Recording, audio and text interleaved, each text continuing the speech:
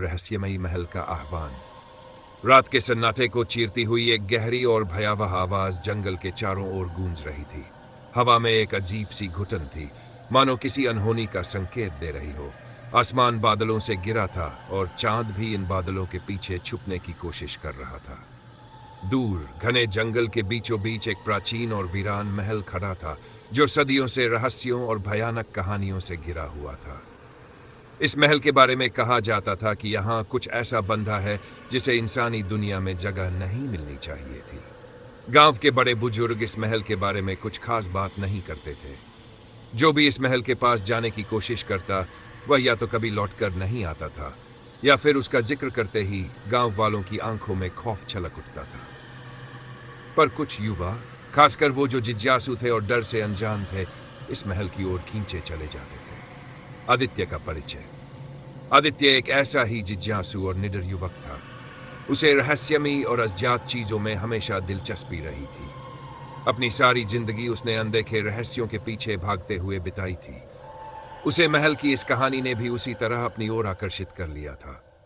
गांव के बड़े बुजुर्गों ने उसे कई बार चेताया, पर उसकी हिम्मत और जिज्ञासा उसे उस महल की ओर खींच ले गई जहां कोई जाना नहीं चाहता था। उस रात आदित्य ने ठान लिया था कि वह इस महल के रहस्य से पर्दा उठाकर रहेगा। उसके पास पुरानी किताबों में लिखी कुछ कहानियां थीं, जिनमें इस महल और ब्रह्म पिशाच के बारे में लिखा था। पर ये सारी बातें अब सिर्फ पुरानी कहानियों के रूप में सुनाई जाती थीं। असली सच्चाई क्या थी, ये कोई नहीं जानता था। बैकग्राउंड म्यूजिक धीरे धीरे रहस्यमयी और भयावह ध्वनि उठने लगती है। रहस्यमयी महल में आदित्य अकेला उस महल की ओर बढ़ रहा था। आसमान में बादलों की गड़गड़ाहट तेज हो रही थी और पेड़ों की शाखाएं हवा में एक अजीब सी आवाज पैदा कर रही थी। महल के दरवाजे के पास पहुंचते ही आदित्य ने देखा कि दरवाजे पर एक अजीब सा चिन्ह बना हुआ था, जो उसने पहले कभी नहीं देखा था।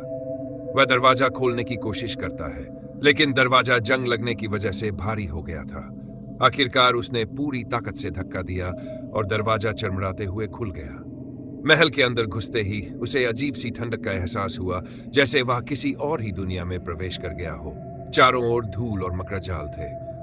फर्श पर लगे पत्थर भी टूट चुके थे और दीवारों पर अजीबोगरीब चित्र बने हुए थे। दीवारों पर टंगी तस्वीरें किसी प्राचीन युग की याद दिला रही थी, लेकिन इन तस्वीरों की आंखें बेहद डरावनी लग रही थीं, मानो वे आदित्य को घूर रही हों। एक अजीब सी बेचैनी उसके मन में उठने लगी, पर उसने खुद को संभालते हुए अपने कदम आगे बढ़ाए। महल के भीतर चलते चलते आदित्य एक बड़े कक्ष में पहुंचा, जो बाकी हिस्सों से और भी ज्यादा भयानक लग रहा था।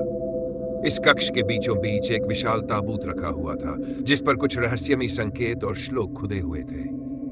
आदित्य ने उन श्लोकों को ध्यान से पढ़ने की कोशिश की, पर वह उनके अर्थ को पूरी तरह नहीं समझ पाया। अचानक उसे याद आया कि उसने एक प्राचीन पुस्तक में इन संकेतों के बारे में पढ़ा था। वह जानता था कि यह ताबूत कोई साधारण ताबूत नहीं है। धीरे धीरे तनाव बढ़ने लगता है, रहस्यमयी आवाजें गूंजने लगती हैं। जैसे ही उसने ताबूत के ऊपर लगे श्लोकों को छूने की कोशिश की, अचानक कमरे में एक अजीब सी ऊर्जा महसूस हुई। हवा ठंडी और भारी हो गई और ताबूत से हल्की सी ध्वनि निकली। ऐसा लगा जैसे कोई सोई हुई शक्ति जाग रही हो। आदित्य ने अपनी सांसें थाम ली। उसके कानों में एक खौफनाक गूंजने वाली आवाज आई, कौन हो तुम? तुमने मुझे क्यों जगाया? आदित्य ने चारों ओर देखा, लेकिन कोई दिखाई नहीं दिया। यह आवाज किसी इंसान की नहीं थी, यह कुछ और था, कुछ बेहद प्राचीन और शक्तिशाली। तभी महल के अंधेरे कोनों से एक छाया प्रकट हुई। यह छाया धीरे धीरे आकार लेने लगी और उसके सामने एक अदृश्य शक्ति के रूप में प्रकट हो गई। इस छाया की आंखें अंगारे जैसी लाल थीं और उसका चेहरा इतना डरावना था कि आदित्य की रीढ़ में सनसनी दौड़ गई। वह समझ चुका था कि यह कोई साधारण आत्मा नहीं है, यह ब्रह्म पिशाच था, जिसे सदियों से इस ताबूत में कैद किया गया था। ब्रह्म पिशाच की आवाज गहरी और भयानक थी, तुमने मेरी शांति को भंग किया है, अब तुम्हें इसका परिणाम भुगतना होगा। आदित्य ने कांपते हुए पूछा, तुम कौन हो? ब्रह्म पिशाच ने हंसते हुए कहा, मैं वह हूं जिसे तुम ब्रह्म पिशाच कहते हो। सदियों से यहाँ कैद हूं, अपने अगले शिकार का इंतजार कर रहा हूं, और अब तुमने मुझे जागृत किया है। अब तुम मुझसे बच नहीं। हवाएं, महल में कंपन और ब्रह्म पिशाच की गूंजती हुई हंसी। आदित्य ने अपने डर पर काबू पाने की कोशिश करते हुए कहा, तुम सिर्फ एक अफवाह हो। लोग तुम्हें एक कहानी मानते हैं जो उन्हें डराने के लिए गढ़ी गई है। मैं इस महल के रहस्य को सुलझाने आया हूं और मैं सच का सामना करने से नहीं डरता। ब्रह्मपिशाच ने गहरे स्वर में कहा, अफवाह? मैं वह शक्ति हूं जिसने राजाओं को गिराया, साम्राज्यों को जलाया। तुम मुझे नहीं जानते, पर अब जानोगे।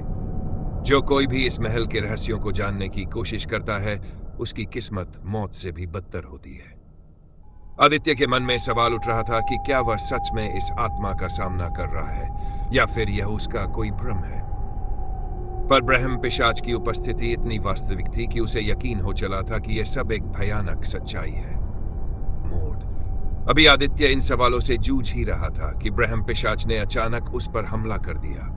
हवा में तेज कंपन हुआ और आदित्य को महसूस हुआ कि उसकी आत्मा को खींचा जा रहा है।